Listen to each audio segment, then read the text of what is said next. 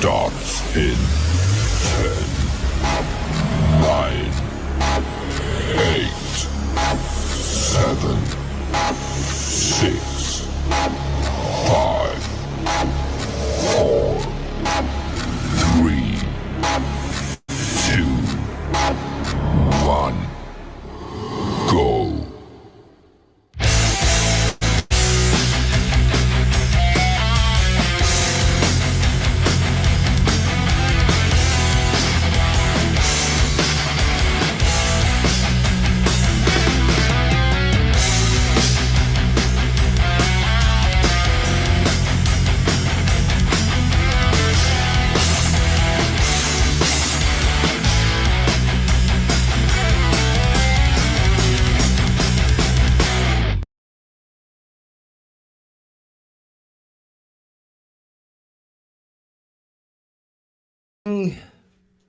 I guess I want to do this.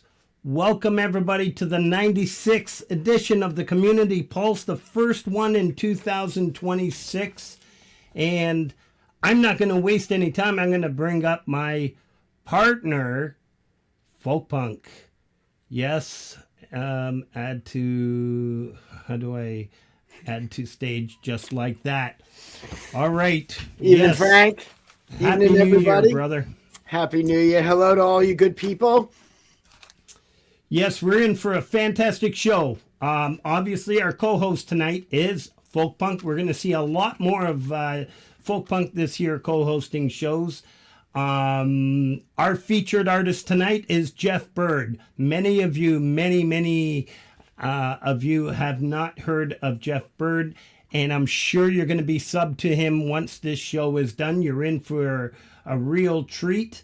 And yeah, so DJ made me add this. If you'd like to support the channel and consider joining, this is so awkward. Consider joining the channel to get access to perks. Feel free to do so. All these light bulbs started going off. And oh man, please tell me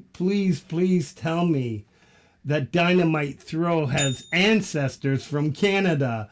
Man, that was brilliant. Yes, that was our opening track tonight, Dynamite Throw with Destination Unknown. I got a little story about that. But remember, everybody, after this show, oh yeah, we don't have a Vince Giannello show tonight. And we have Excellent Nachos at 11, but I'll be in bed by then, for sure, because Laurie did it to me again. All right. Let me get on to... I bet you Blue Gubrius wasn't the only one jamming along to that Dynamite Throw song. You know what? I was just going to get right on that. That was just beautiful. When I was on Laurie's panel, I actually sent Throw an email earlier, and yeah, that comment, I said, I love what you did with for Dynamite Throw. And he goes, what I did for him? I stole it from him. I love it. Something along those lines. It was a lot of fun. I guess and you made the comment. Yeah. I guess there is a Vince show tonight. I just saw it in the chat. There was, well, it wasn't lined up. I was just back there about a half hour ago. All right. Okay, so yeah, we'll throw the link to that because there's no way I'm going backstage. And Dynamite Throw's right. I was seeing the glitch on this end. I don't know if any others. It's not glitching right now, but that it's smooth now. So that was annoying. All right, so the notable streaming channels, as we all know, we have a new look to the Community Pulse. I forgot to change the background here, but I'll get on that. And we have some couple new notable streaming channels and things happening here with Jade Starr, Unearthed. We're starting to promote that show every Friday at 6 p.m. And I got to memorize this, so I wrote it for now so I don't screw this up. Every week, she'll be hand-selecting 10 artist songs in a showcase of next-level music from across the YouTube indie music community and beyond. Yes, I'm actually a sponsor for a couple of those shows, I believe. And yeah, Good luck with that, Jade. I'm sure you'll do well. Rob Bennett, The Vault live show every Thursday at 2 p.m. Here's a show where you can submit your music, fill out a form, no different than what we do for Pete Johns and Thomas Christ You Rock Show. All you have to do is fill out a form, hit submit. Your music will be played every Thursday at 2 p.m. That's Rob Bennett, yes, and he is Canadian. Why is it the dud like this? Come on, that's better. All right, and that's for Johnny Amish. I saw in the chat. All right, CampGmay. Open mic every Saturday at 10 p.m. Francis and Ian with the replay every other Sunday at 8 p.m. They will be back soon. We were chatting with Francis last week. Thomas Christ, You Rock TV every Wednesday at 5 p.m. Once again, fill out a form, hit submit. Your music will be played, and we have our very own Folkpunk as a moderator there, and DJ Big Red, who's doing all the work for us out there and behind the scenes. And then we have Pete Johns, who, that was my gateway into all these communities. Your music live every Sunday at 5 p.m. Eastern time, and fill out a form, hit submit, your music will be played. And then we have Laurie's Mishmosh. Yes, yes, yes. My weekend was ruined, but I had a lot of fun on the show.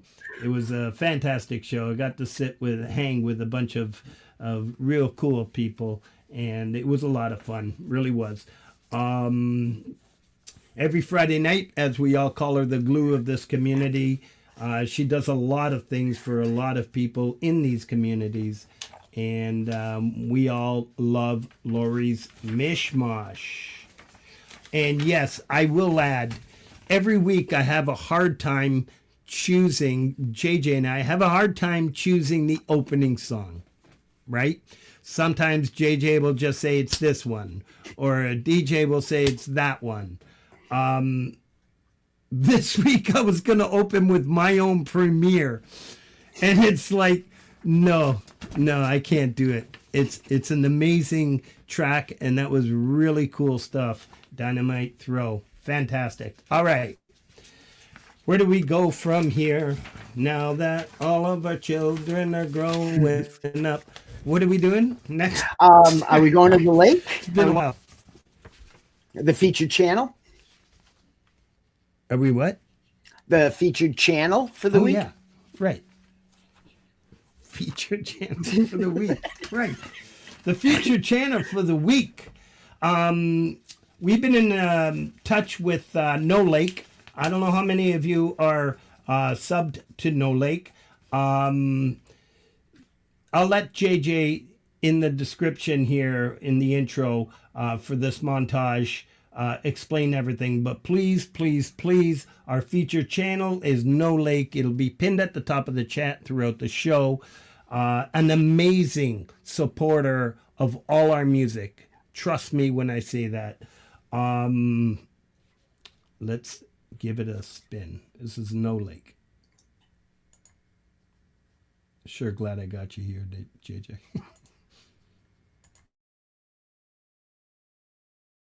This week's featured channel is No Lake. Coming out of Belgium, No Lake is an electronic ambient music channel where creativity flows. From dreamlike Moog melodies to retro chip tunes to modern synth spacescapes, one can find atmospheric recordings where headphones are definitely recommended.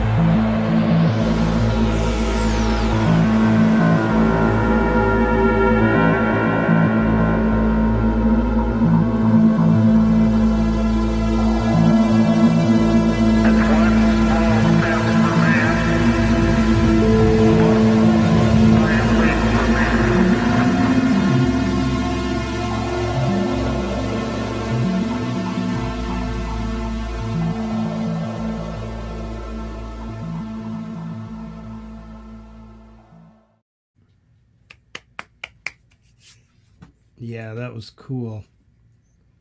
What a Musical, brilliant artist. musical star streams.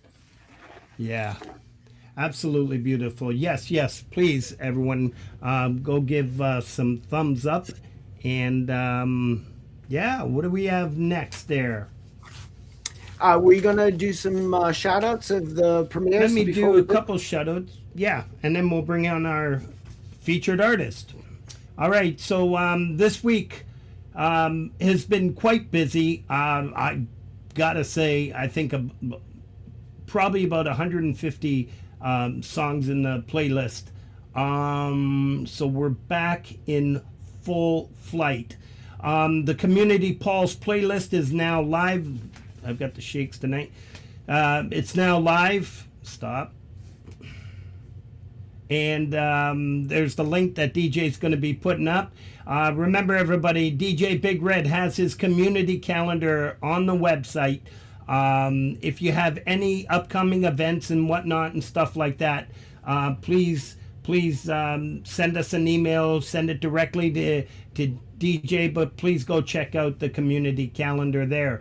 Emery Island with I Lived in a House That Had Wheels. Gordium 85, aka Pseudoscience, Recover Your Souls. Mountain Man had an amazing premiere. Many of us were there. Up on High Steel. I can't even read tonight. Paws and Guitars, Echoes Beneath the Lantern. Birdfinger, New Year's Day Reading. John Lemon and Lemonade. Yes, I saw him in the chat. And I am grateful to you because I did meet No Lake through you. Yeah, Chrissy B, Nura's Guitar Channel. If you want to learn how to play guitar, if you're just a beginner, just go check that out. He's got some pretty cool tracks where it's got the lyrics and the strumming patterns and all that stuff. Really cool channel. John Schur, 11 Drums, Mark Wade, Do Not Resuscitate, and Welton Kinder, Brian Drums, Catherine McChrystal, Dragon Orb Music, Dell with Flowers. Dell was pretty busy this week, and I think I saw him in every chat I went into. Mary Lay, an Umberto Tozzi cover. That was absolutely beautiful, Mary. I grew up listening to Umberto Tozzi. He's just got a gorgeous voice. And if anybody wants to know who that is, that's the gentleman that wrote Gloria. So, D. Lynn, the Old Wise Man. I'm going to stop there because I want to bring on our featured artist. Gloria. That Gloria? Yeah. Yeah. Didn't know that. But yes, we have somebody very special tonight. This individual is a multi-genre mystic imaginarium, in his own words. And one thing that I saw as I was going through his different website and his channel was part of a quote that right away I'm like, yep, he's in our tribe. We always say cooperation over competition. Geoff wrote, where we look after each other rather than exploiting each other. That's what we do. Geoff Byrd. I love that. Hey guys, can you hear me okay? Yes, We yes. can hear you. I'll just tuck down cool. here and leave you guys there alone.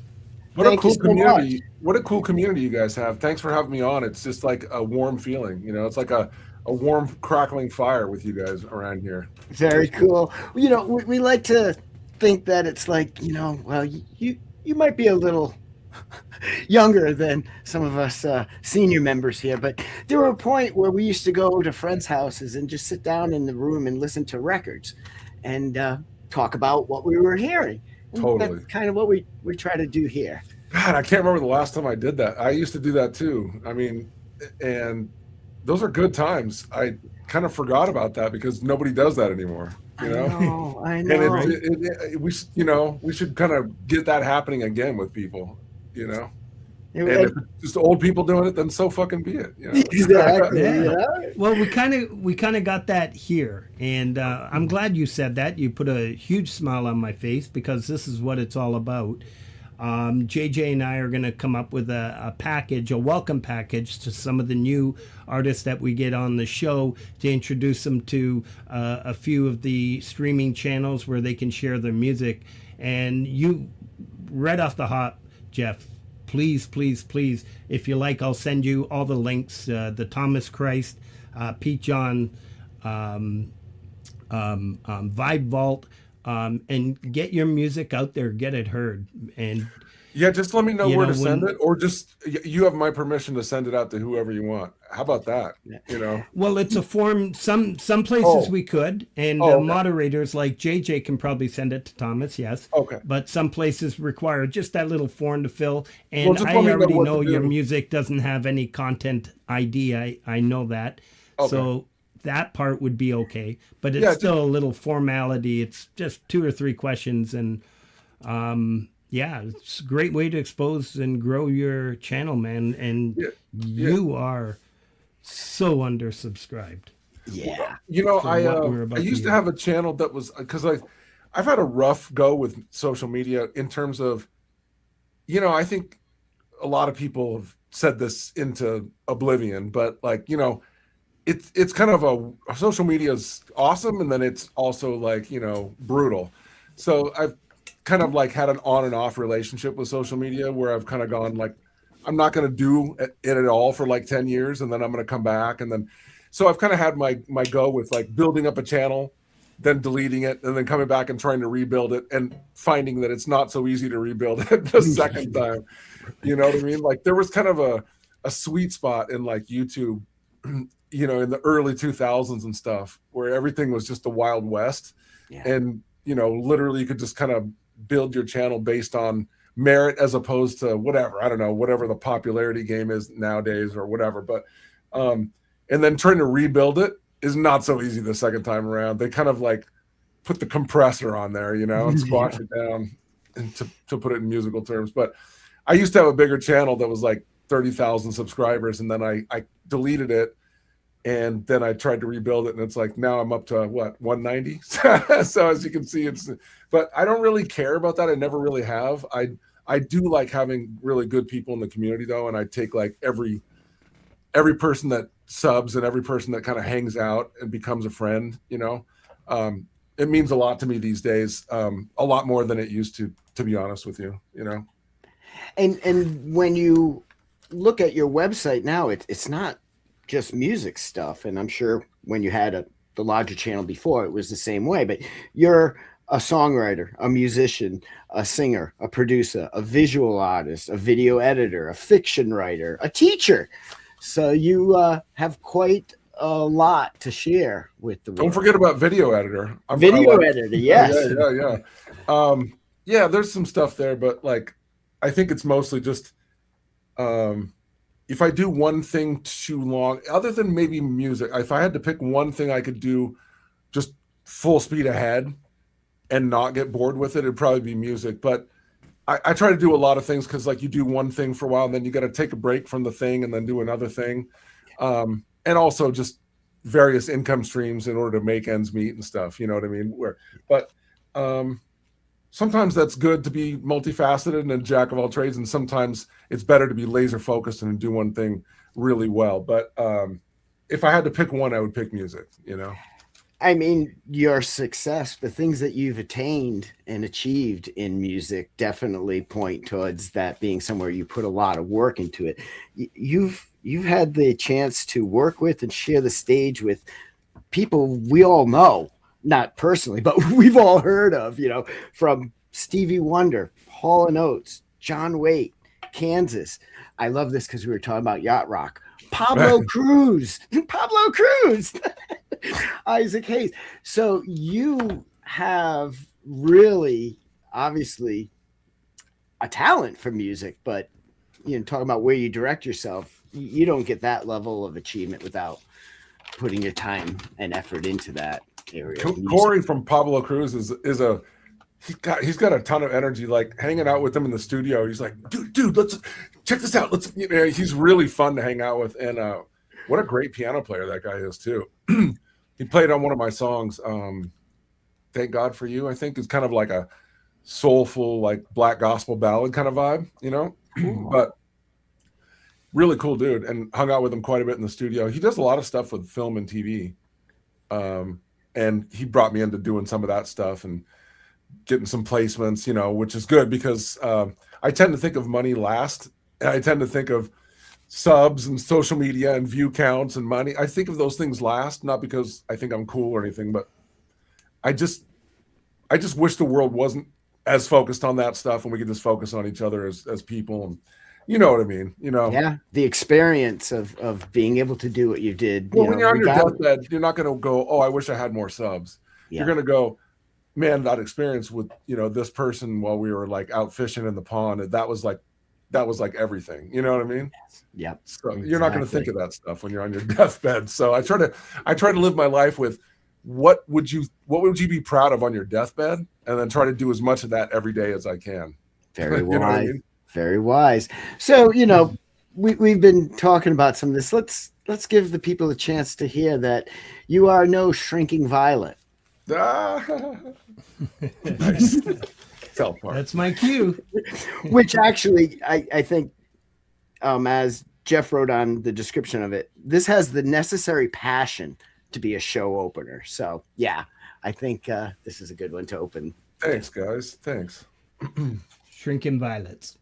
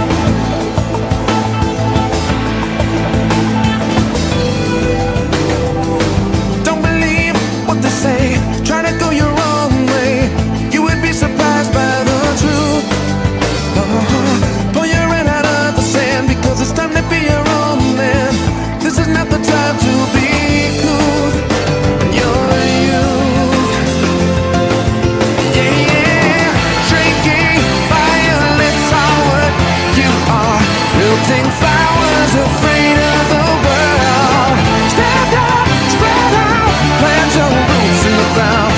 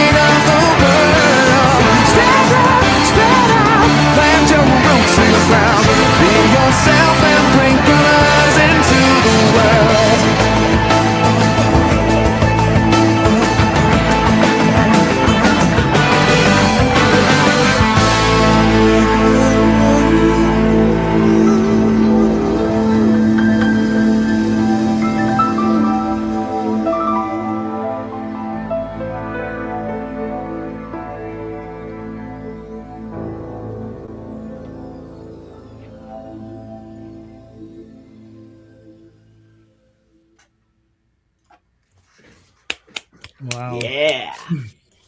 How beautiful is that? Oh, thanks, Rocking. man. Appreciate it. Totally. Did I catch something there? Jade said saved for an unearthing. Yes. That would All definitely right. fit that level of quality Yes. music there. Yeah. And this, it's unbelievable that I get to talk to somebody like this. This song had some nominations somewhere, didn't it? Oh yeah, I guess it was. It was like it wasn't nominated, but it was on the It was on the ballot. ballot. It was on the ballot, which is a different, qualification. Pretty But cool. it was on the ballot, and got voted on and everything, and did pretty well with. I think it was nominated for like best pop artist, best new song, a couple things like that. That was one of them. But the guy that did Bridge Over Troubled Water, the string arranger, put together a quartet and actually arranged those strings in the studio for me. Wow. And those are all real strings, not a keyboard, blah, blah. And it was magic, like I was so happy that he did that. Like, and he's a Grammy Award winner himself. He's a Grammy Award winner. He's passed away, unfortunately, but a really great guy. Amazing. Yeah. You may hear some names that we throw out as we're shouting out new tracks and stuff that you've never heard of before. So on a replay, you can come back and listen, but I would put that track in a playlist right next to a James Timms music track that nice, go really nicely. Nice. Yeah. Thanks, man. So it was the origin of that song, believe it or not, was like I got a bad review in Portland, because Portland's kind of a hipster town. They're kind of notoriously rough, and it's the writers of the local rags are like, if it's not like my friend's band, then it's not cool. It's like, whatever. But I don't know. They gave me some kind of a shitty write up or whatever, and it was like, I don't know. It said something, I can't remember what it was. Sounds like Christian music or whatever. I don't know. And Portland's into it can't be that shitty. Portland's into like backwards death metal and like super tongue-in-cheek hipster shit. I don't know what they're into. It's like when you think they're into something, that it's like that's not cool anymore. Right. But I grew up in Portland and stuff. Believe it, but I actually got like a nice crowd, like for live shows and stuff. I actually had a nice, but it was more like radio friendly. It was more, they played my stuff on the radio and stuff, and so it was kind of not cool or whatever. And they wrote something up in Willamette Week, and it was like kind of mean spirited, And I wrote that song saying, "Yeah, you're just a bunch of shrinking violets. Fuck you." Basically, that song was written just to say "fuck you" to the Willamette Week, but it actually turned out to be kind of a cool song, and one that was more than just that. It was more than just like "fuck your critics." It was like, be who you are, and like bring colors into the world. To quote the song or whatever. So perfect tune to open a show. Yeah. Excellent. Awesome. We got some more shout outs, Frank? Perfect. Yes. All right. We're going to continue with a lot of premieres that had been happening during Christmas and right after New Year's. Rhodey's Jam Cave had a live show. Tremor Bear, the last song of 2025. I came across this channel. Actually, he's a channel member here, Scully Pop. Watch Me Work, a brilliant novelist, storyteller, really cool channel. Please go check out Scully. Mr. Rock, the reason, yes, he is Canadian. Sonic Grace, listen to me ringing the Canadian bell with the Pittsburgh Steelers. Are both of you guys Canadian, by the way? No. It's Frank. The guy who's wearing American uniform. I'm Wisconsin. Okay, Wisconsin. Gotcha. Yeah. We have Sonic Race with Reddy. Stephen Urt, who is going to be on the show, and so is Guitar Hack, who was in the chat earlier, coming up. We've got a lot of amazing artists coming up in 2026. We are all lined up until March, the end of March, actually. All right. Wesley Media Hub, Robbie Stingle, another, again, I can say this because I'm Canadian. He's a busy beaver. All right. James Meyer. Man, I love what James is doing these days. A Metallica drum cover. Sad but true. Brilliant stuff, bro. All right. Tony McGreal. Linda Jean and Kid Kane. Happy New Year 2026. Get her done. All right. Boomer Bass Memes. Boomer's going to be on the show too. Poison Whales, West Plays Music, who was on the show just about a month ago. Badass Brutus Guitar and Paula Benson. Wada Parja. Roman numerals. Let me see. A V with 3 sticks. So that would be 8? No. I don't know what that is. All right. I failed math.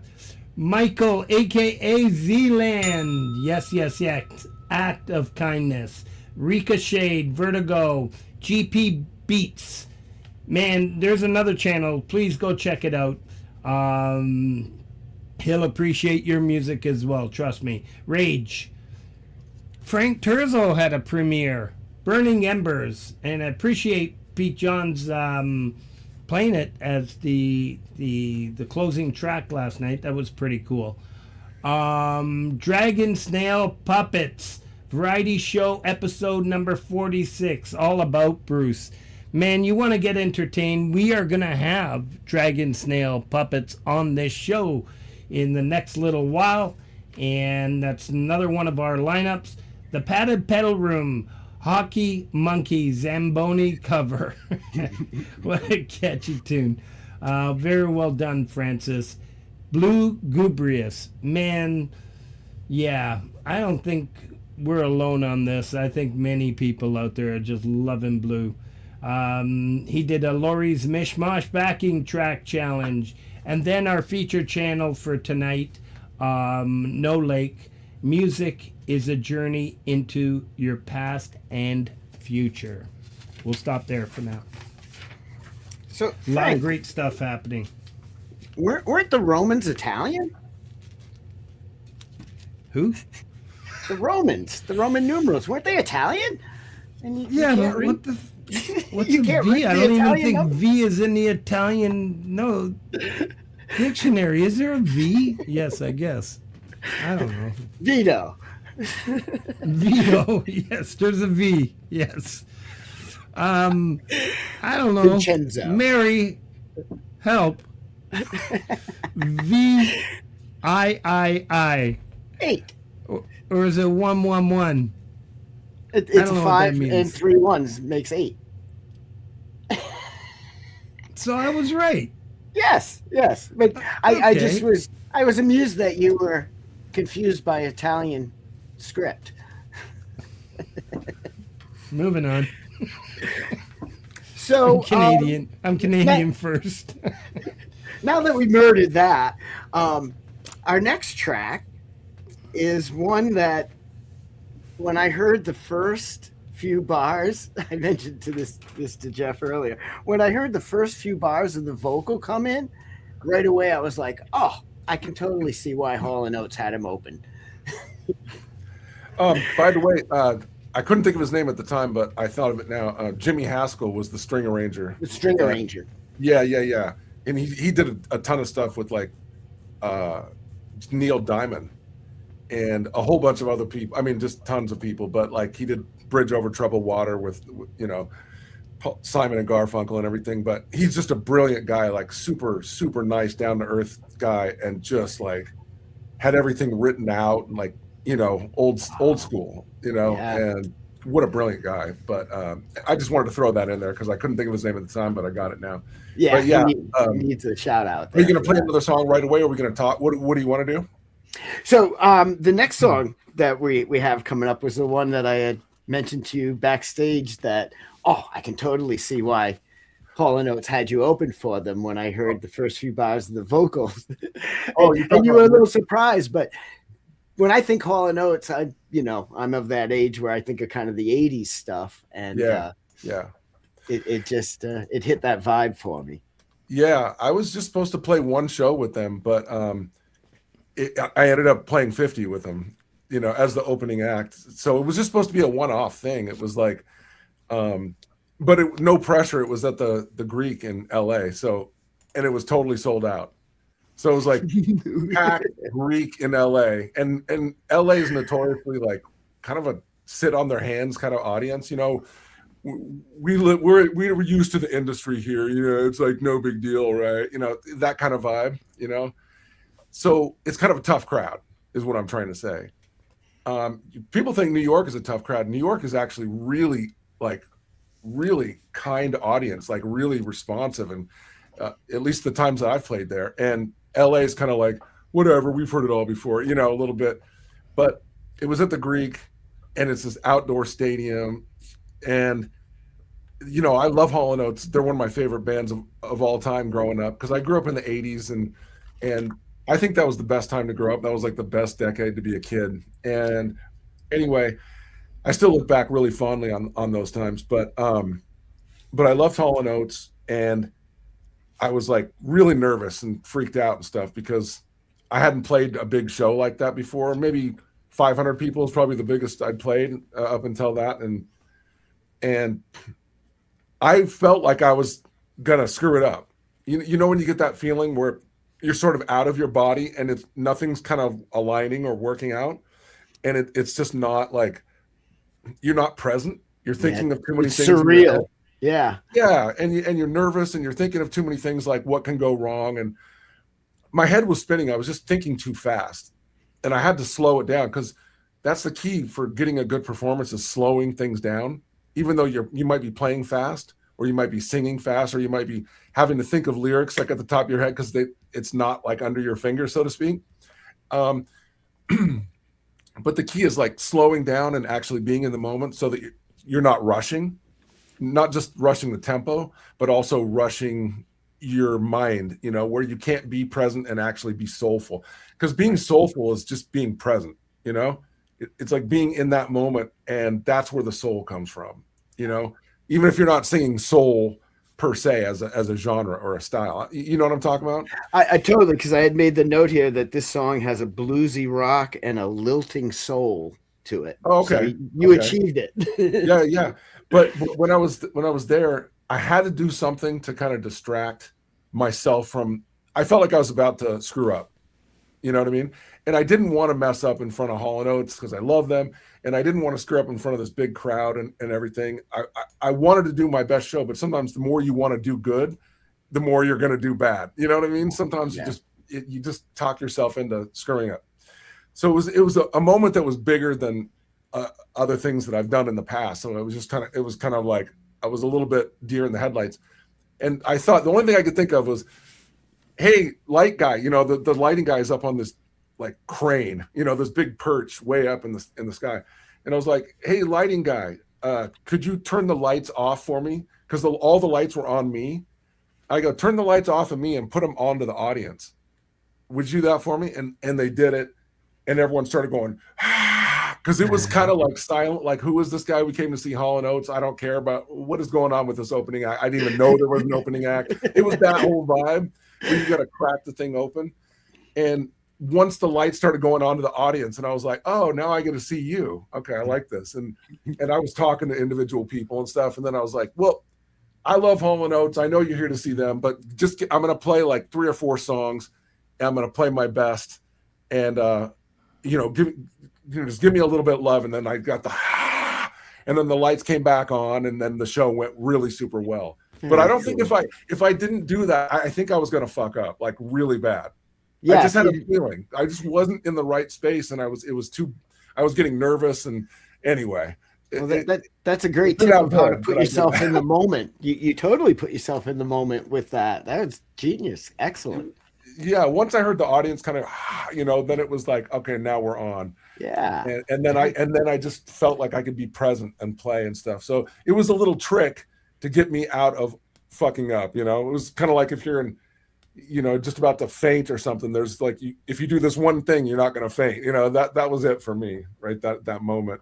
Very cool. After the show, John came up to me backstage and he goes, "That was cool, man. Do you want to write some songs?" Ooh, And I was like, whoa, buddy, you know, because playing cello is cool, but writing a song with a legend, you know, yeah. that's even cooler. So I was like, yeah. And he brought me, he was living in Aspen at the time, which I'd never been to before. Aspen's amazing, really, really cool. Expensive though. Not, you know, it's like I'm a working class blue collar like guy. I don't have a lot of money, but like that community is wow. It was like living in a snow globe. It was like beautiful feathery snow everywhere and like really nice restaurants and bars and stuff. It was really cool. But we wrote like 3 songs, and then I ended up playing one of those songs every single night as I opened up for Hall & Oates, and they kept asking me for more shows. So we played all through Canada, by the way. We played all through Canada and the United States. We went on a US and Canada tour. That was in about 2006. But anyway, sorry to go into a huge story there, but I just these are the dreams we all have, so we love to hear it. It was a high moment. I haven't had a whole lot of them since, so I might as well talk about the good time. No, I'm just kidding. There's been some good times too. Celebrate. What are you going to say about this new song though, Murder of Crows? So yeah, I think at least to my ear, when your vocals started, I could hear probably what I was thinking attracted Hall & Oates to your material. Cool. Yeah. I think of that song as being a little more Elvis Costello and weird, but I'm glad that it still has that kind of, you know, I could hear that. Yeah. Elvis Costello and the Attractions. There's a certain period in the 80s where, yeah, I kind of would group some of that stuff all in the same feel. So yeah, totally. Well, let's check it out. Murder of Crows. Right on. Let's do it. Thanks for having me, guys, and thanks. This audience is really cool. I can tell. Thanks for the cool chats and stuff. You are very welcome. Thank you. Thank you for coming on. Yeah, for sure. Absolutely.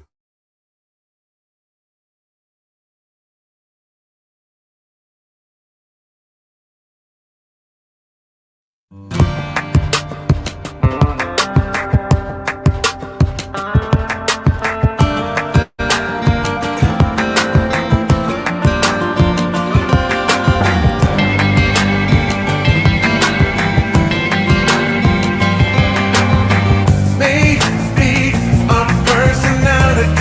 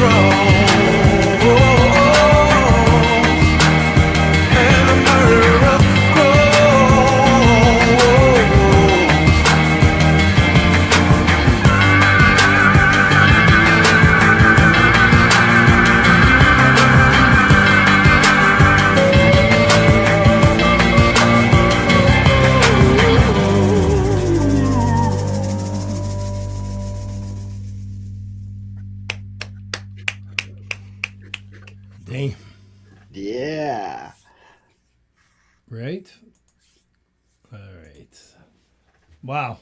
Man, you That's got a it. gift to write.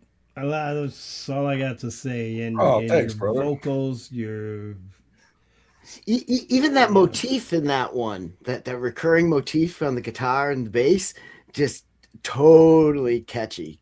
Earworm stuff. Love it. Thanks. My earlier stuff, like Shrinking Violets, I had a band, and the band was like kind of integral into the recording, and we'd go in the studio together, and we went on tour together. So I had a full band. By the time I did the one you just played, Murder Murder of of Crows, Crows. that was I played everything. So it was kind of like now I'm doing everything myself in the studio because I don't have a band because I'm not playing live anymore. So I kind of retired from playing live, and now I'm just doing what I love the most, which is writing and recording songs, and then making videos for them or whatever. So I'm just kind of doing that now, but I feel like I'm more creative now than I've been in maybe 10 or 15 years. Like I just sent you a brand new song I finished today. Did you? yeah. Yeah. I heard it. Yeah. So it's like, Yeah. it's just fun getting, I'm determined to make an album, a full 10-song record. It's going to be a rock record. And I'm determined to do it because as you get older and then you're dealing with like bills and all that kind of stuff, like it's hard to find time to make music as you get into your 40s and 50s and stuff like that.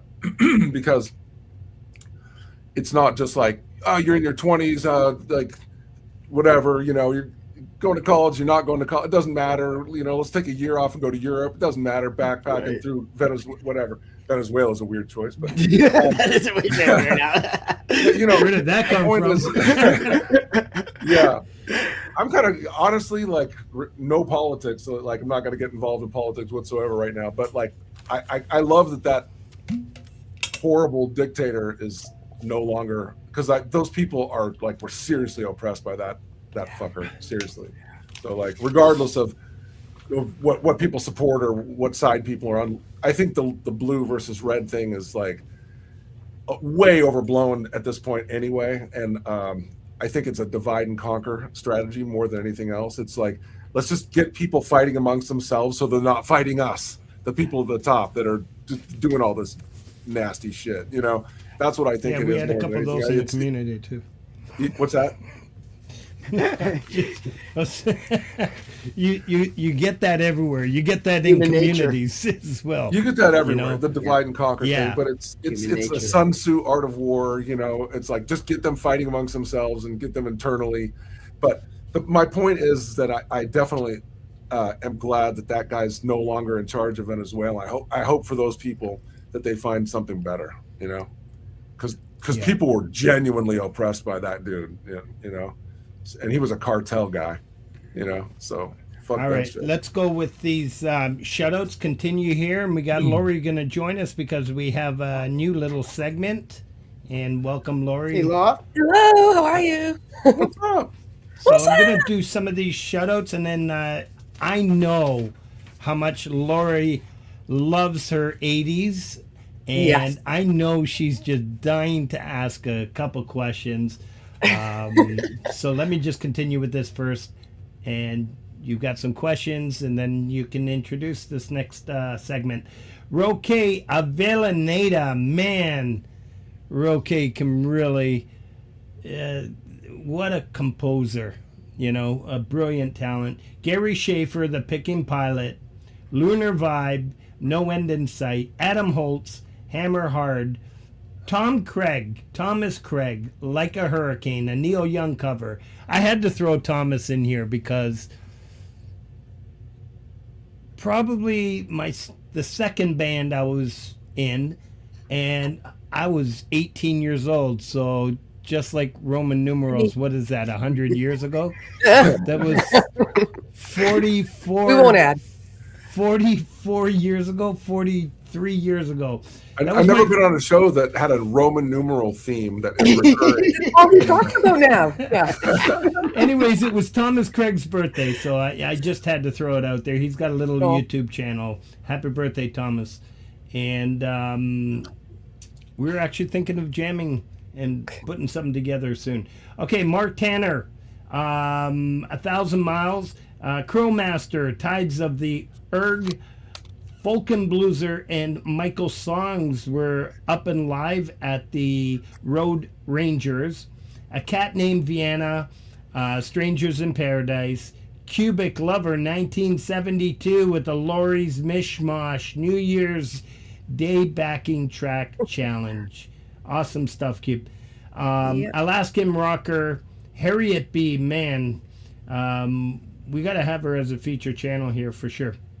Johnny Amish. Yes, Johnny was in the chat. Might still be in here earlier. Yes. Music connects people. Techno music magic. My friend Andrena Amaguchi from Italy. Ding. The Real. Ding. Here we go again every Sunday at 8:30. A fantastic show. And then Turtle Drum Winter in the Bones. Jeez, you have me looking up. I'm thinking, do I have my mic on? All right. Yeah, I'm gonna stop there. What are you guys chattering about? You missed a ding. You gotta ding the Italians, not just the Canadians, Frankie. Come on. Thank you. Yes. Mary's out there. The Italian Canadians are double dings. Yeah. Double ding dongs. Double dongs. And Laurie. Hey, yeah, that's me. Italian. That's right. All right. I wonder if Geoff is. Geoff kind of has an Italian face. Yeah.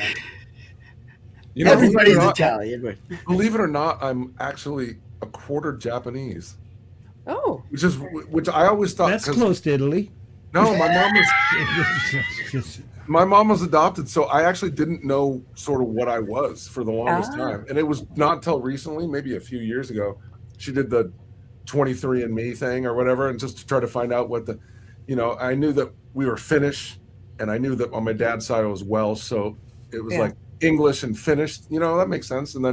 But then I was like, there's some Native American or Indian, something. There's something ethnic about the way that I look, my eyes and everything, and I couldn't figure it out. I always thought it was Native American or something, but but we found out she was like 40%, 50% Japanese, and I'm like, no way. So I'm actually a quarter Japanese. I'm a quarter Japanese. I'm a quarter Japanese. I was just gonna say that. Vapors. Fun. Yeah, I had yesterday, you heard me talking on the green room. It was my dad's 80th birthday, and we had a party. And my family's like the United Nations because I have an adopted Chinese brother, an adopted black cousin. So, and it was funny because my stepson goes, "Wait, Rachel, your cousin Rachel's adopted?" Doesn't even dawn on them because we're all Italian. It's just so funny. Yeah, you sound Italian. You look Italian. I do. Yeah. I thought you were from Jersey. I do. I thought you Just were from like that. Jersey. God, Jersey. Do you hear that? Folkpunk? No, I'm from Boston. Where are you from? Boston. Boston's a tough town. I like playing shows there. Really? I'm just about like I was playing with Hall & Oates, and we were playing a show at I don't know where it was, but it kind of runs into a mush when you're on the road or whatever. You forget the name of but anyway, playing in Boston, and like I'm just about to play, and it was like Yankees suck. Yeah. You weren't wearing a Yankees hat, were you, in Boston? No. Oh, yeah, that was fighting in general. All right. We were just yelling it for whatever no apparent reason, but anyway, it's a tough crowd, but it's a really cool city, and people are honest, which I like. So much music though in Boston. I mean, you could go anywhere, right? Like within miles, and find a million places to play live or do an open mic or a jam or anything. And that I traffic do want to that say city's about brutal, Boston. Isn't it? Boston embraces everything. so many different cultures. Yeah. Food, Music. sports, music, entertainment, education. Like the one thing about Boston, like from a Canadian, it seems like Boston is everywhere. It's like fucking there's part of Boston in everywhere. I love movies that have like Boston accents in them and stuff like that. Oh, I hate them because they're so bad. They're wrong. Are they? Was the one except Matt Damon, he's good. Yeah, Matt Damon's and is Ben Affleck pretty good at it too? He's good. Yeah. Accents, yeah. Well, because they're local. They are from Boston. So. Yeah, they are from Boston, and They don't have to fake it. what's the other one that was from Boston too? That was pretty good. The Fighter. with Mark Wahlberg. Did you Well, ever the see that one? Wahlberg girl from Boston. That Who was was in that? I thought that was a pretty good movie, but I kind of Yeah. like those. Yeah, I dig it. What's funny about Boston is there's different suburbs, and then we'll stop talking about Boston. Yeah. Sorry. There's so many different suburbs of Boston that everybody has a different accent depending on which part of it you are. So it's not one Boston accent. There's a Right. gazillion. Right. Right. So I mean, I sound different than my mom, who grew up in the North Shore, and I grew up in the South Shore. The best Italian food I ever had was in Boston. Oh yeah, the North in End. the little Italian area in Boston. The Holy North shit. End, yeah. The North End, yeah. I was at an awesome Italian restaurant yesterday. It was like the best pizza directly from the North End, but this is another extension of their restaurant.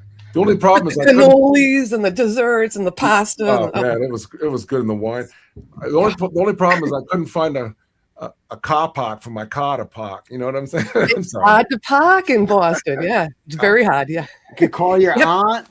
Maybe in her orange car, she might have something you need. It's the audience is like, let's get back to the Roman numeral. Let's get back to the Roman numerals. I love Boston. No, but first of all, I just want to say I'm enjoying getting to know you and hearing more about this. I listened to your music right before we came on here, and then the songs that were played tonight, I'm like, it definitely sounds like, and I'm an 80s girl too. It has that Hall & Oates, even though I don't know, like, how do you even tour with them, first of all? Like, do you feel out of form, or do they just stumble across you? Because my son's a Boston musician, and I want him to tour. Well, my manager was the guy from, you had a manager. You know the band well, I don't have a manager now, but I did for like 3 years, Yeah.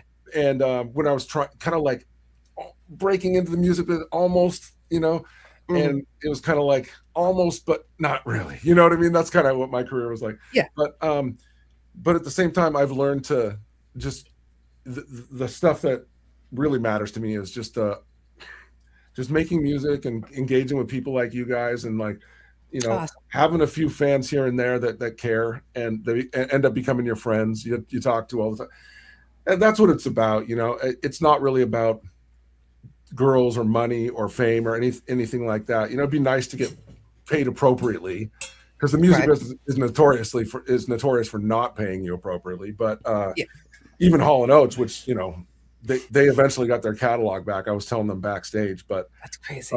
They didn't have it for a long time because the music label owned it or stole it or whatever. I don't know. I don't really know the story, but it's kind of a typical one where they just sort of take your stuff. And a lot of these contracts have like death clauses in them. So whenever big stars die, I always like push X to doubt, because whether it was natural or not, because it's like they end up making so much more money if the artist dies than if they don't. Horrible. It's a weird thing to think about, but that's how dark it gets in this industry. And it's, in my opinion, the toughest industry to be in, even more than Hollywood. I would say those are real close because they're both brutal. But I think music's even worse. And with everything that's coming out now with music, that's easy. Everybody does it online, or they're on Spotify. It's more like, who gets managers now? You manage yourselves. You're indie artists. I don't know. You don't have labels. Thanks for bringing me back around, because I got lost in my story. Thanks for bringing me back around. So my manager at the time was, the band Kansas, right? Carry On My Wayward Son and Dust in the Wind. And Carry On My Wayward Son. Yeah. Nice. Oh, thanks. So he was the drummer in the band, Phil Ehart, and he was I had two managers. They were kind of a group together, but Phil was one of them, and this guy named Dave was another one. And so Phil got me the gig because, he's the founding member of Kansas. He's the drummer. He's got like a huge kit that's like 15-piece kit or whatever. And awesome. Cymbals are up he's like hitting cymbals like up in the sky. He's an amazing drummer. But anyway, he got me the gig. It was supposed to be just one gig, and then I just hit it off with them, and the crowd really liked it and stuff. And they liked you, yeah. They did. They liked you. Yeah. It was really cool. It was like, and those guys let me sell merch like in between the sets. So like when I was done with my set as the opening, 5 songs, then I come and they'd let me have their booth for selling merch, and I'd sell stuff, and then and then I'd come back later and they'd call me back for the encore. So I'd come and do Kisses on My List and Private Eye every single night. They'd call me back and John, Daryl would like say, here, you take this verse and I'll take this verse and you take that verse. Wow. Very cool. It was fucking cool, You may have saw, or you probably didn't see in the chat. I covered Private Eyes. I did a funny cover of Private Eyes, and I covered Maneater myself. But I love Hall & Oates, and I've done a lot of Night at night, bleeding hungry tide. Yes, I did the slow one from the movie, the slow down version, Oh, okay. just the piano one. Oh, nice. Anyhow, let's talk about pianists, since we're talking about piano. Pianists. Yes, we have a new segment and got Laurie's approval today, seeing as she is the sponsor for this segment. And we cleaned it up a bit. Rather than doing the montage with the 6, 7, 8 different pianists and He composers. said 6, 7. Guys, he said 6, 7. That's the thing with the kids. Is that what did I? What is that in Roman numerals? I really don't even know what 6, 7 means, but it's like apparently all the rage. I've been following this artist PMime for quite some time, and Laurie, what would you like? So what we're gonna do from now on, every show we're gonna feature, because Jade had mentioned a few composers and pianists, and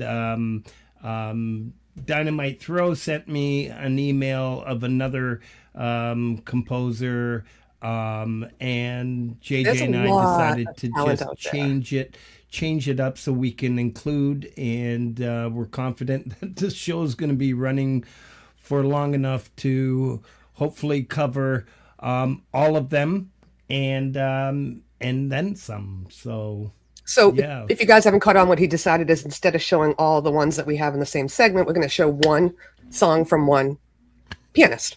Yeah. And I think it's kind of cool. Yeah. And I don't really know Piano Mime when you sent that, but I looked him up afterwards. Beautiful. Like, he's a producer. He could write for movies and stuff, or you can hire him apparently, but beautiful music. So I think I like that you're doing that. And it went well with the No Lake stuff this weekend as I was prepping for the show. And No Lake's another one I just subbed to too. That great music.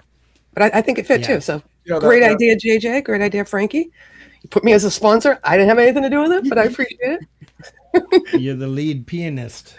I am. Careful how you say that word. No, I'm trying he's not new to say this. it. No dick pics, right? Go back and watch the other 95 episodes. That's how he says it, Geoff. He does not know how to say pianist. He says pianist.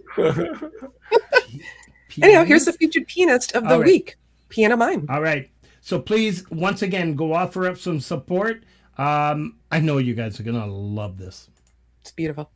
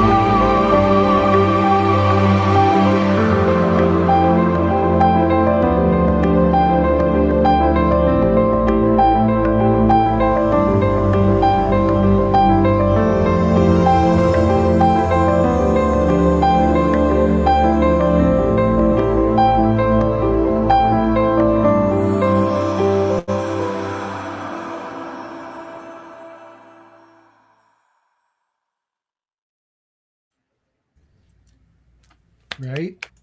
Yep. Nice. Wasn't that Stunning. beautiful? That was actually really cool. That was. Really nice. That was he had I like those arpeggios.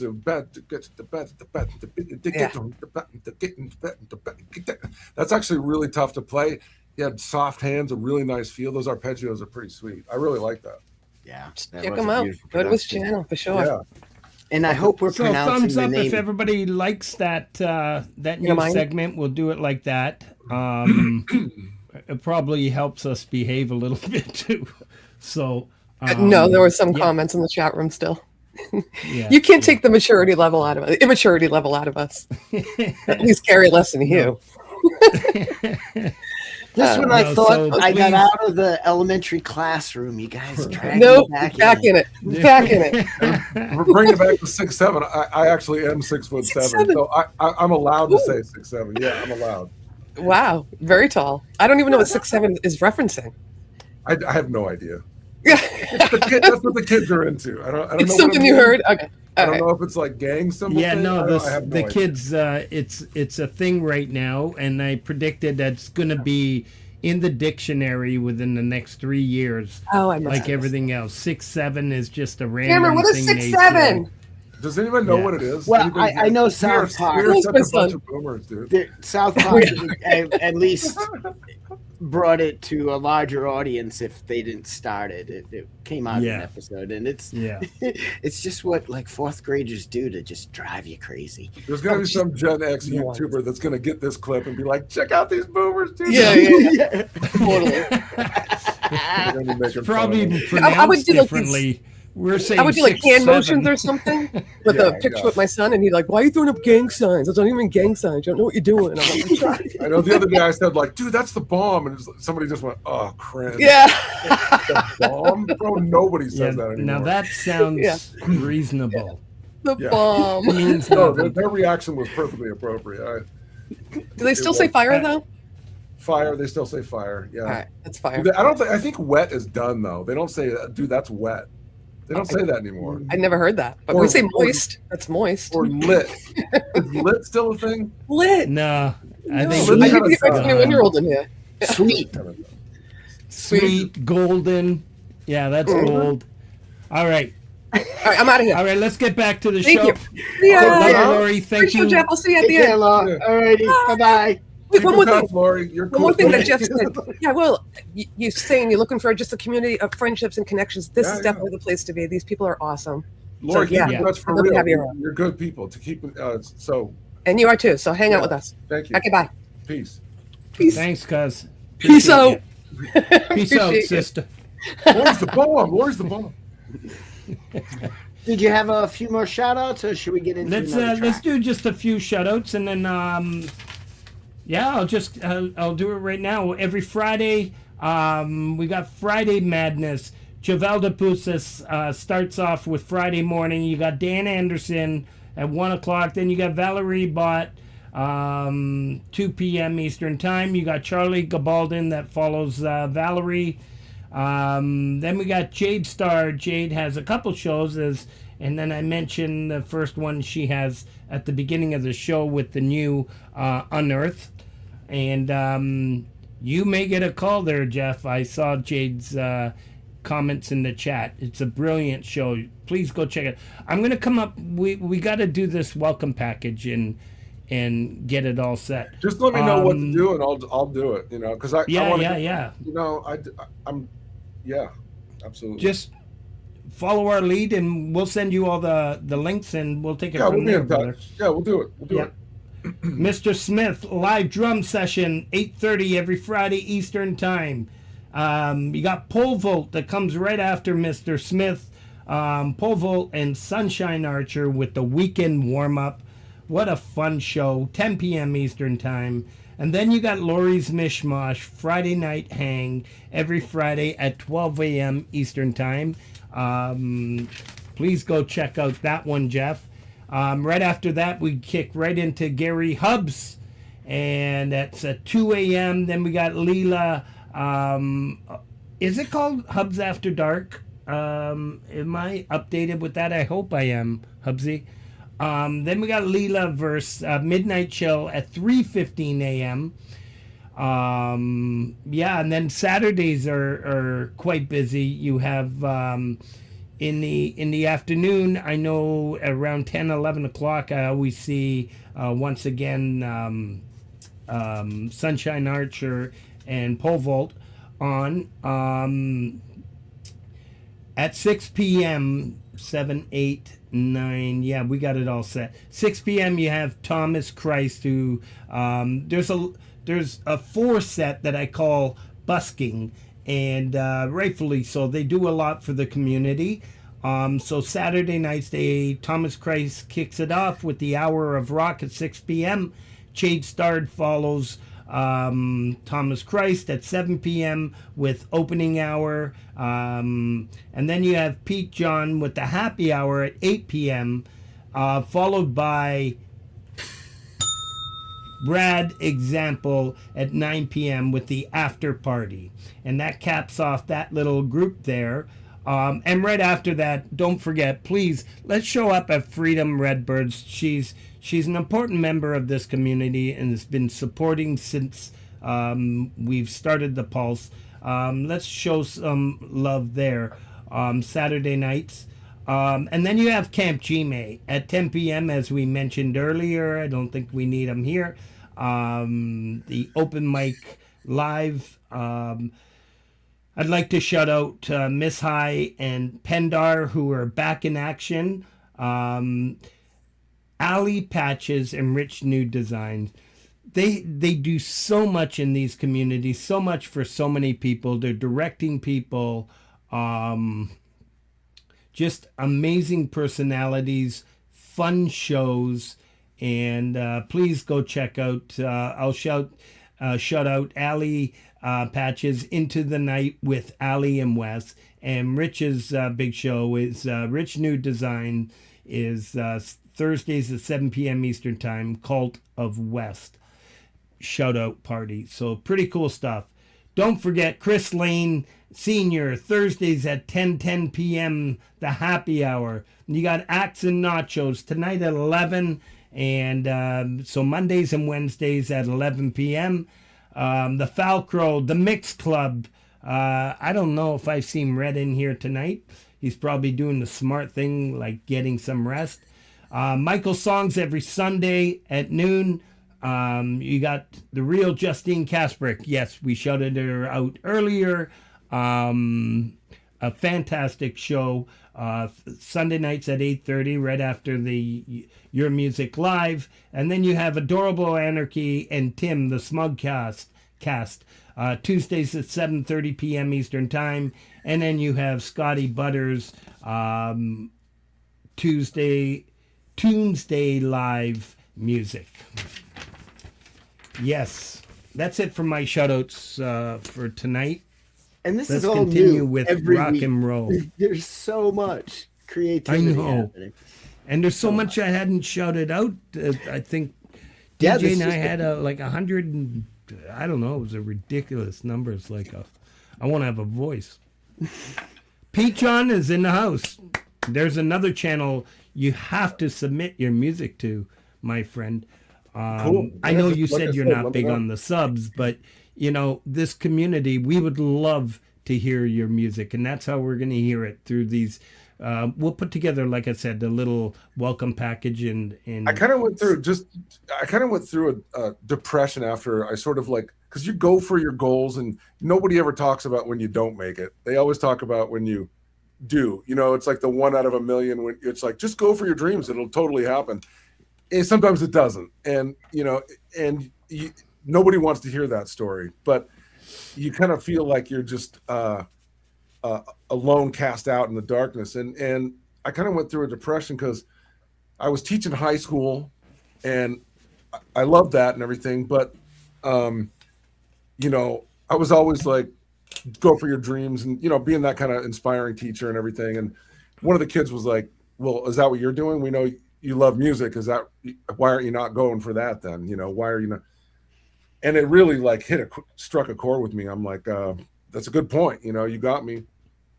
And then I went that day into the principal's office and said, at the end of this school year, I'm going to quit, and I'm going to try to do this music thing full time and just give it a shot. And a lot of good things happen. And a lot of the, like you said, the Hall & Oates tour, and got to play with like Stevie Wonder and Seal and, you know, a bunch of other Kansas, blah, blah, blah.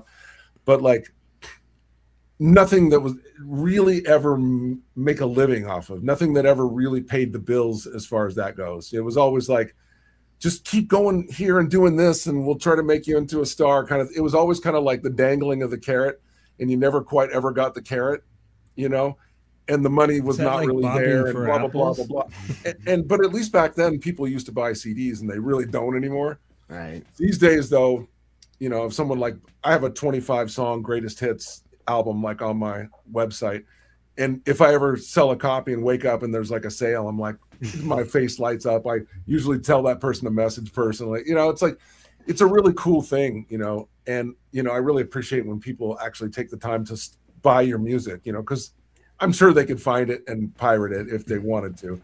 But like, it's really cool when people don't do that, when they, you know, because it's artists that are just trying to make it and spend times making an album, and they know it's going to be a loss, but you know, but like, you know, but the fact that they do that and buy your record, it always puts a smile on my face and everything.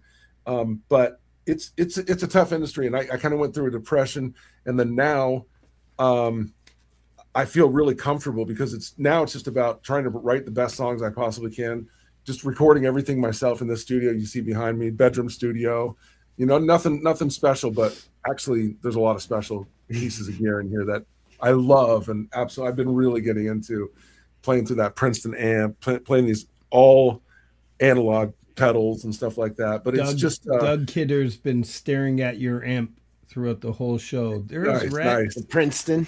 I mean, they're a dime a dozen, but they're so beautiful. It's such a great amp. I think it's probably the most recorded amp in history, and there's a reason for it, because it's just got this beautiful thing, you know, when it crackles and when it overdrives and when you put pedals behind it. It's a beautiful pedal platform.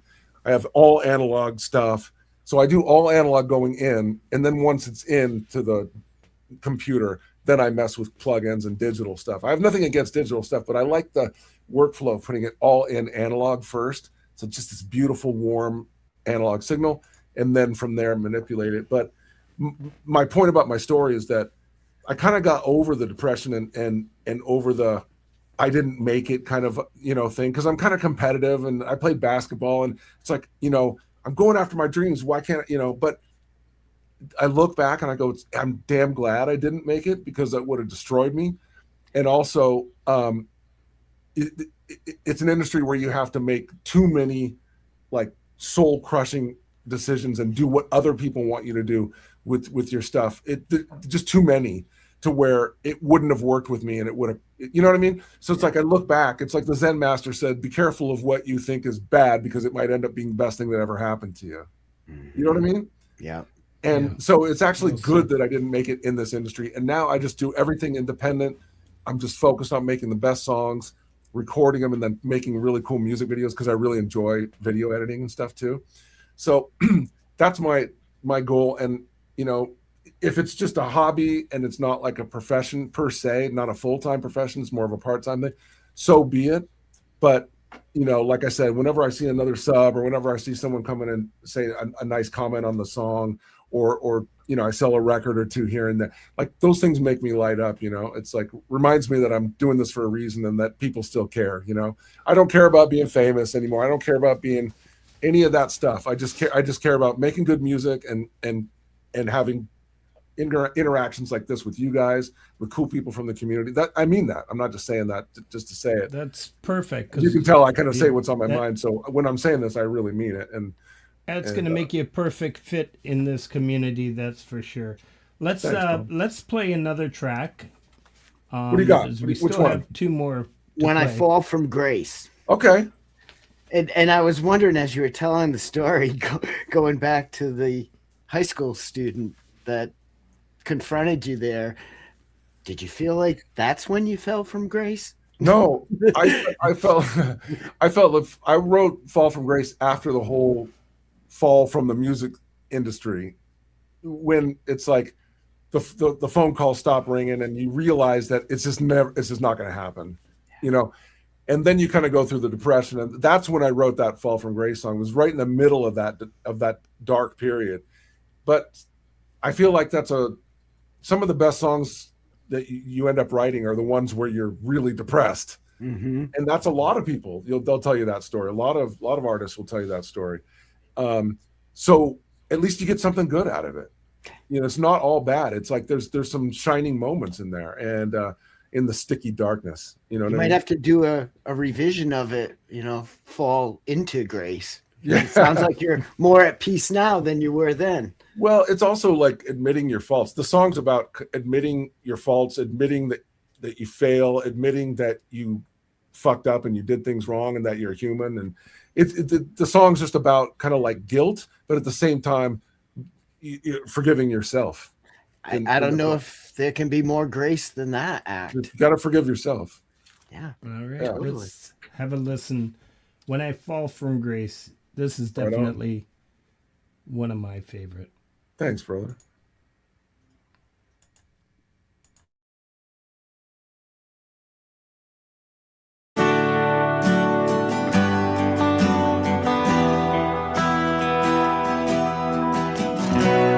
Insincere when I say I'm over it.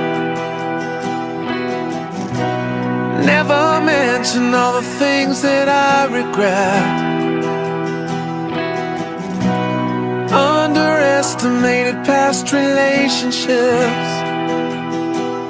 The darkness interrupted by your face. Oh, to hand out roses doesn't solve the problem. No distraction never seemed to stop them. Wearing a mask only reveals the man you are. Life is always hiding our remains. When I fall from grace, I go all the way. When I fall from grace, I do it all. When I fall from grace, I throw it all away.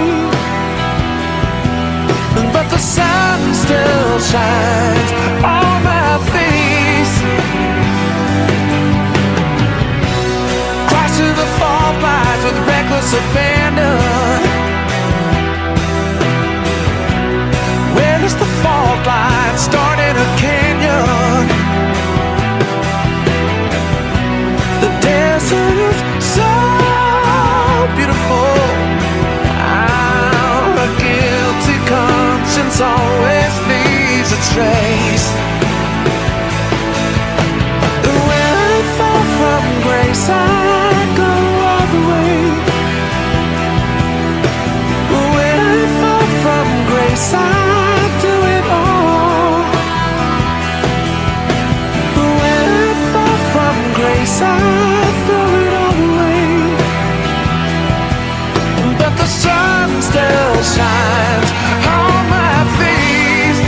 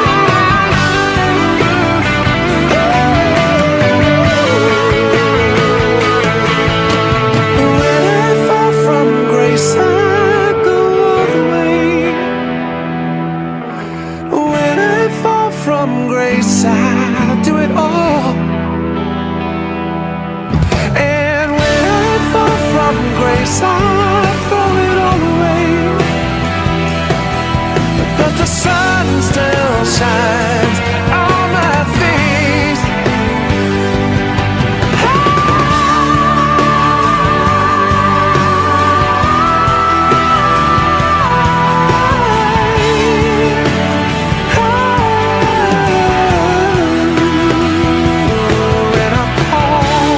When I fall, I throw it all away.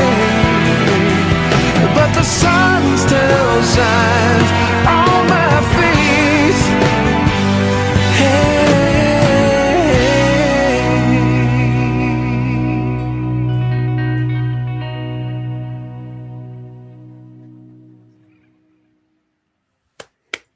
Wow.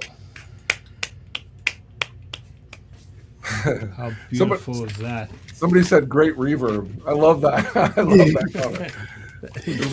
Took a long time to pick that reverb, so that's a fun. Anyway, Now, there's another version of that song on your channel, correct? Is a live solo acoustic from 2010? Yes. It was from an award yes. show. Portland. oh yeah, from, It's the Portland Music Portland. Award thing. Yeah. You know, Sal mentioned in the chat that the song was cathartic, and Yeah, I that's how I agree. felt. I That's agree. how- But you know what? I think that live solo acoustic version has that catharsis more evident, even because it's just you on the stage. Wow. Check out the live version as well when you go over and sub them all. You know, that's how I played with the open for the Hall & Oates tour too. It was just me solo, so it was no other bandmates, no other instruments. It was just like that one at the Portland Music Awards where I'm just playing solo. So and the cool thing is the audience really gives you that, like they know that you're just naked on stage basically. You know, they realize that it's like a lot of weight, and so they give you a lot of energy back in return. I don't know how to explain that, but it's not just applause, it's like a vibe and energy. And when you're alone singing like that on a stage like that, they give you a lot of energy. At least they did at the Hall & Oates. That audience was fucking amazing. Like those are great fans, like real fans. And they give you a lot of energy, and it was just like I felt like I couldn't play bad because the audience was so awesome. If that makes any sense at all. Like sometimes it's really hard to get to an audience, and you don't even want to expose yourself. I know that sounds weird, but you don't really... There's a synergy that can happen between the performer and the audience, and it creates that performance. Exactly. And a good audience will make a performance better. Yes. And a lot of artists will tell you that too. It's like it will make you better, and a bad audience will make an artist worse because they can't quite open up. They don't feel like they can open up. They don't feel they don't feel comfortable opening up. And that studio track there was phenomenal, but there's something about the live version of it that caught me even harder. Oh, I appreciate that. That's cool. That's cool, man. Sweet. Awesome. So, did you have any other shout outs for the week? Or No, did you I'm done with the shout outs. Yeah. So ask me anything you want. Yeah, I'm an open book. So whatever you guys. So actually, I did have a question, and I was going to bring up the amp at this point, but we already talked about the amp. Yeah. But it kind of fits in. Whereas I was preparing for this, and I was listening, and the tracks that we've played tonight are somewhat of a chronological order. And the last one here is more recent. It was posted in November. And I immediately caught a shift in your vibe here with this song. The last one we have here is Jailbreak. Yeah. And Jailbreak is a heavy rocker. Not to say that your other stuff wasn't rocking, but this is a little different. Well, like I told you backstage, but the audience haven't heard this, so I'll say it. But, you know, a lot of artists will do their edgiest stuff when they're young and then end up mellowing out when they get older. And I've gone the opposite track where I've started out mellow, and I was into singer-songwriters. I was into ballads and Elton John. I keep thinking of that song. Someone saved my life tonight. Sugar bear. You know that song? Yeah. Or just those kinds of songs. Like I love that stuff. Billy Joel, Elvis Costello, Hall & Oates, blah, blah, blah. Prince, you know, in some of his more vulnerable moments and stuff, did some amazing stuff. And so that's what I wanted to make when I was younger and stuff. That's what I was into. I was into the yacht rock. I was into the like Bee Gees, you know.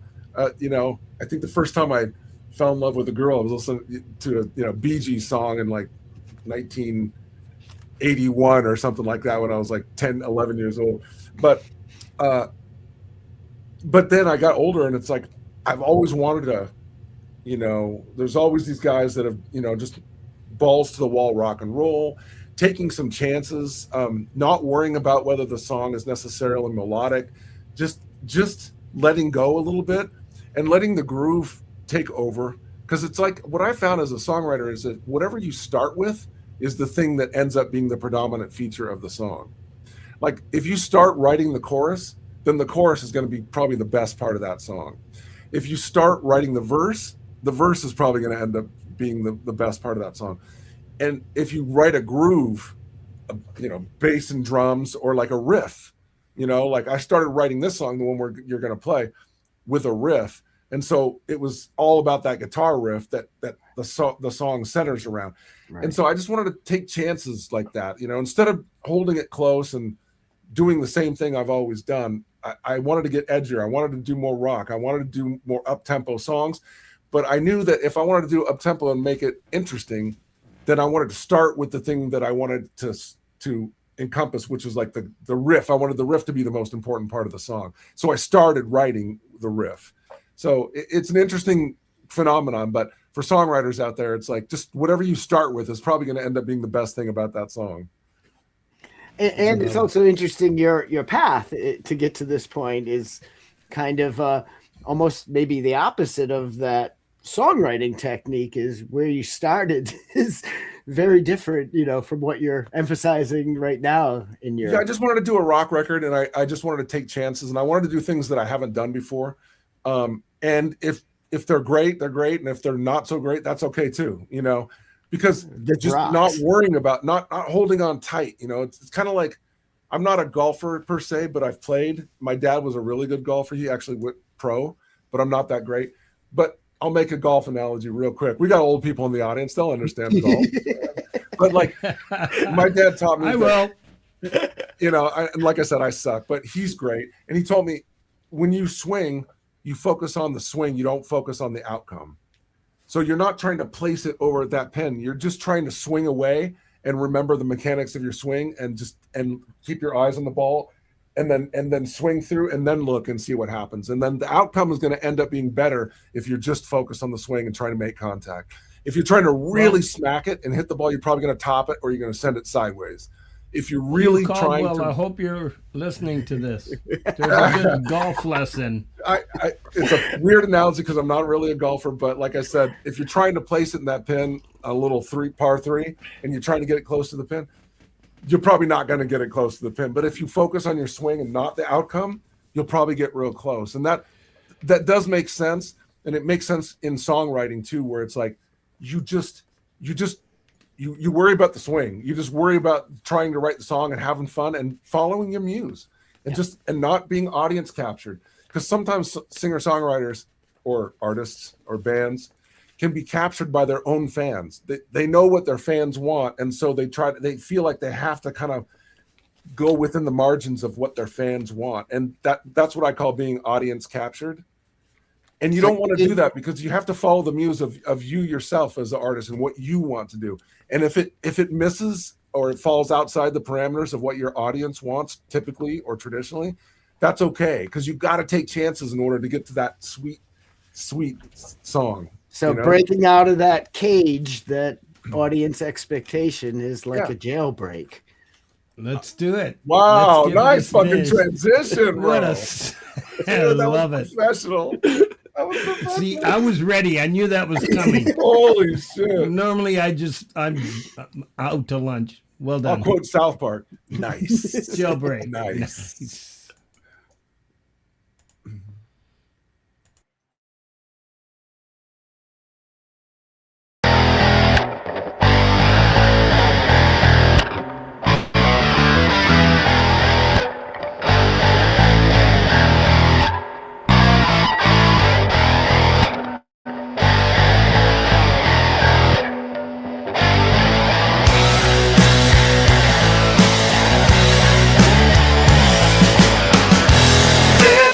back down under.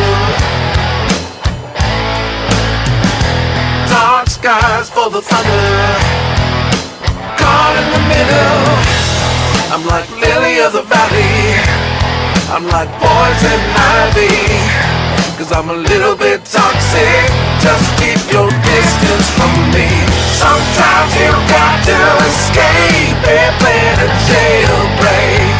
It's time to slither away, just like a poisonous snake. Your tail is a rattle. You scare all the cattle. Your venom is dangerous and ready to strike.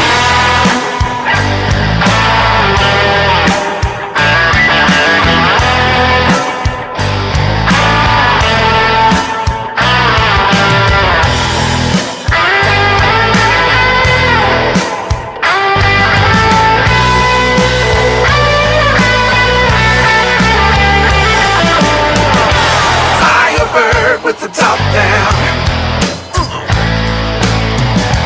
doing over 100, caught in the middle.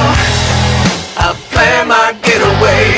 This is my liberation day. Come hell or high water, I wiggle out and break free. Sometimes you got to escape and plan a jailbreak. It's time to slither away, just like a poisonous snake. Your tail is a rattle. You scare all the cattle.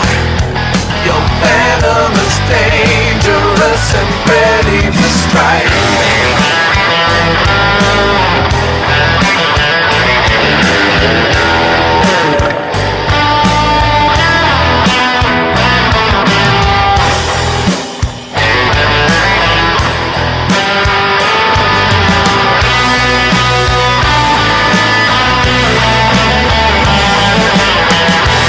Belladonna or a nightshade. Birds of prey over the freeway. Caught in the middle. I save my money and I plant this oak tree. No diet on the vine, just fruit and fertility. Sometimes you got to escape and plan a jailbreak. It's time to slither away, just like a poisonous snake. Your tail is a rattle. Scare off the cattle. Your venom is dangerous and ready to strike.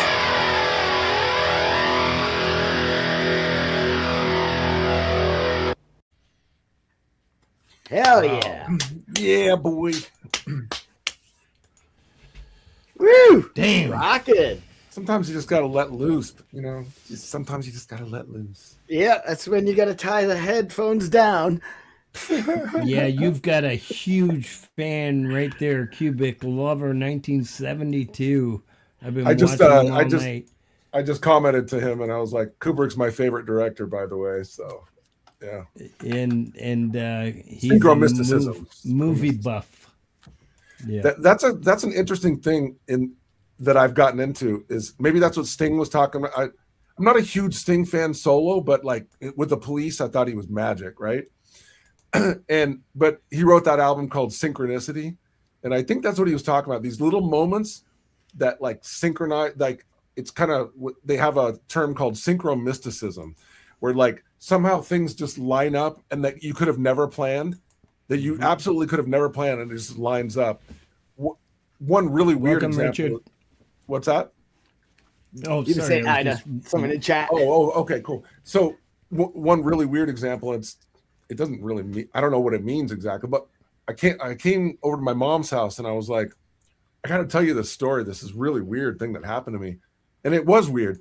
There was like this huge, it looked like a 10-foot wingspan. I mean, it was this giant white, I thought it was an eagle, but I think it was an owl. I think it was a white owl. And that's not a normal thing that you see, just like a big white owl flying over the freeway. And it was huge. And I don't know, just kind of one of those things where I was like, I just feel like I'm on the right track. That was like a sign for me. You know, I know it's kind of cheesy or whatever, but musician, blah blah blah. So, and I came home and I was like talking to my mom, and I'm like, there was this really weird thing that happened. She goes, I got to tell you something first. I was driving, and right over the freeway, there's this huge eagle that went across, and I was like, you got to be fucking kidding me. I was literally telling that story. Just little mystical moments like that where you're like, how? I don't even know how to explain that or what it means exactly. But in songwriting and in coming up with trying to find the right nuggets, you know, that you look for things like that. You look for little signs and symbols, and sometimes it's like, well, I'm going to use that word then because I saw a movie that used that word that I like. I also had that word written down in my phone because I keep a list of words all the time, at all times. List of words and phrases that are just cool words and phrases. And I don't have any place for them, and I don't have any plans for them. It's a cool word or a phrase, I write it down. Maybe something from a movie, I write it down. That's where Tale of the Rain and the Moon came from. This weird, I was watching this weird like Japanese film, and it was like film noir, but Japanese. And it was like, this is the Tale of the Rain and the Moon. I'm like, oh, bro, I got to use that for a song.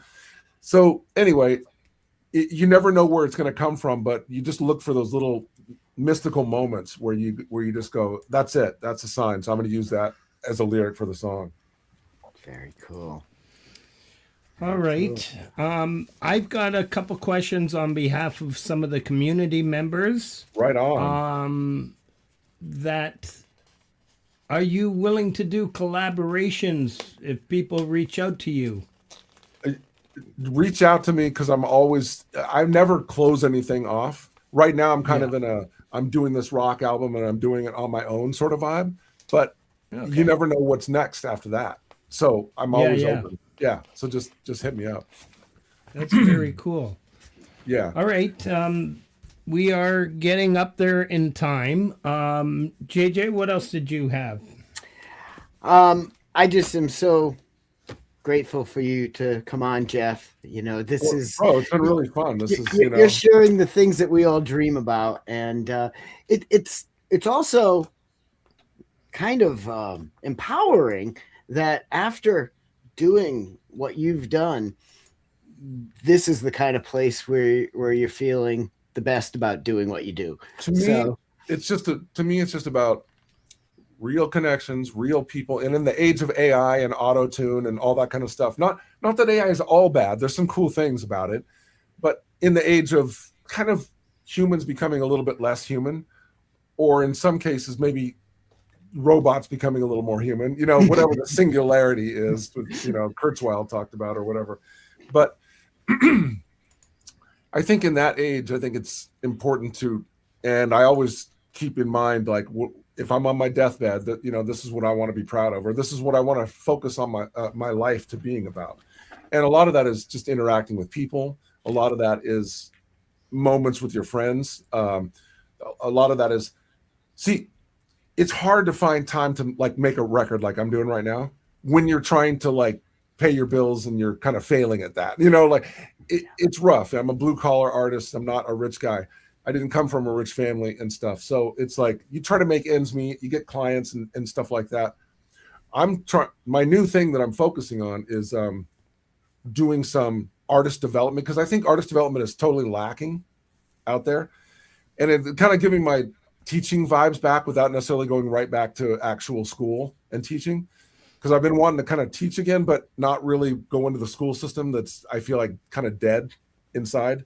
You know what I mean? It's just kind of brutal American education system. So I kind of want to do artist development for young artists or old artists, really, but just artists that don't, it's like, how cool would it have been if I could just call somebody and go like, okay, do you think I should sign up with this? Do you think I should do that in terms of the music business?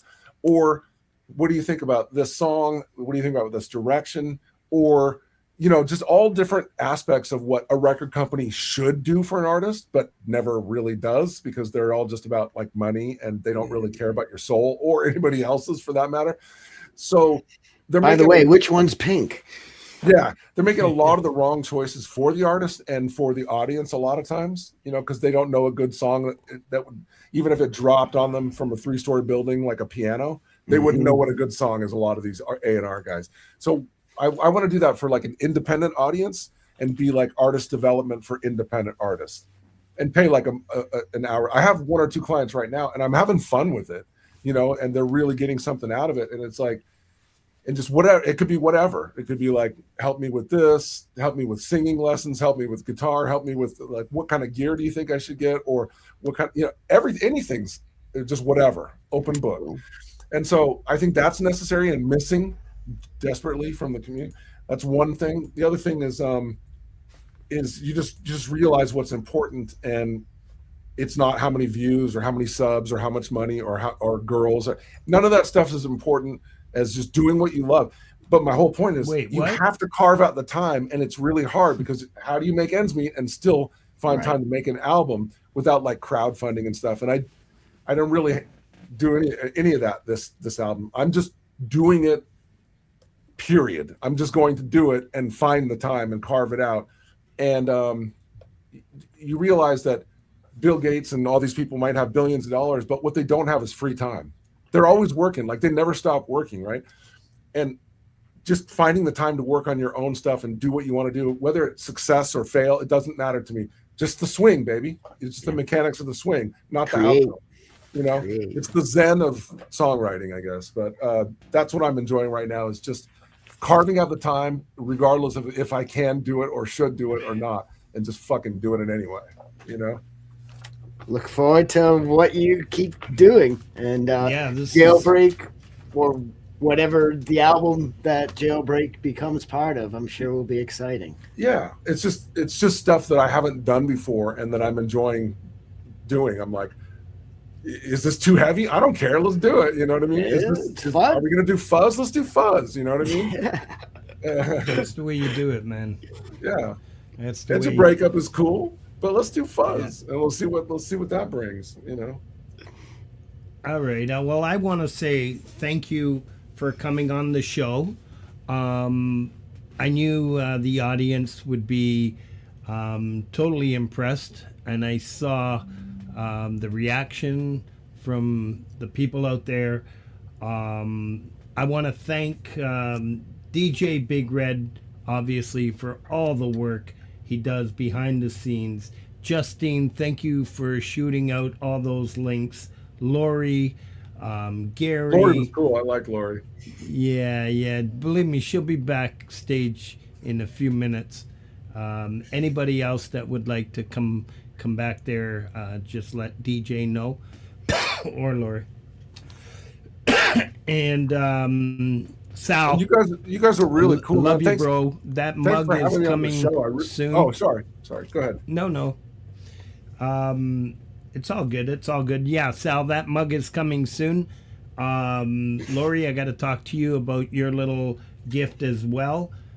Because the U.S. put tariffs on everything, it's going to cost me a fortune to ship. Are those still going on? I didn't know if those were still going on. It's just stupid. But guitar pedals have gotten really expensive, by the way. Yeah, just call Valerie Bott. She'll make you one. Serious. Kid you really? Not. Yeah. There's a community member. She'll make you a custom one with your name on it and everything. She's good at it? Yeah, bro. Oh, yeah. She builds the insides and Whoa. Yeah. Analog stuff? Yeah. Yeah. Yep. Cool. Yeah. Whatever links you need, man, we'll shoot them out. So we're going to close out the show tonight. We can chat more backstage. I'm sure Gary will join us. And James, you're always welcome, bro. Justine, obviously I don't have to tell you, you're always welcome here. Love you all. We're going to close the show out. Geoff, Byrd, man, bro, I'm glad we connected, and I've been following you for, I think it was a little over a year now, maybe longer, I can't remember. Where did you find me? How did you find me to begin with? I think we first spoke on Clay's show, and maybe that was Clay. This is going back. I think I know what you're talking about. Yeah. Okay, I think I know what you're talking about. They used to have where everybody was from different places Oh play, yeah. Road trip. Independent Many. The independent. and Yes, it was yes. Yeah, it was a whole bunch of people that were all in. She's cool. She's streaming cool as hell. from their own channels and stuff like that. Indy's cool as hell. She's really cool. Yeah. So that's where I met you. I remember now. Okay. Yeah. So I appreciate you once again. Like I said, if you're okay, you and Laurie can chat backstage after this. Sure. And you can share emails and take it from there. Welcome to this beautiful community, to these many communities.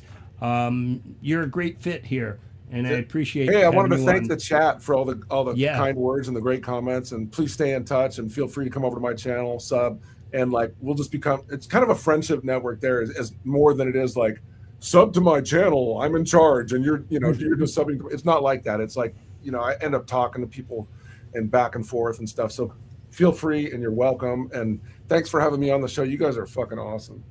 Thank you, man. Thanks, JJ. Love you, bro. Change the world for the better. One Change the note at a world. time. So 6'7", JJ and I wrote this 6'7", you know what song. I'm saying? I just want to let you know, JJ and I wrote this song where people in the community have. I'm going to let JJ introduce this. Maybe Geoff would be interested in doing a cover of it. We just put up the video, and in the description had a link to a Google Drive folder where all of the stems of the song are, and people are free to take any of the stems, none of the stems, some of the stems, and remix it, add it. Actually, the version we have tonight, somebody wrote a whole new theme and worked it into the song. Beautiful. Change the world. I like that. Change the World by Jerry Gomes, Clayton Von Kluge, and Hugh Caldwell. All right. Hello, Kim. Great to see you. All right. Stay kind Good of night, creative, everybody. everyone. Love you all. Take care, chat. Change the world.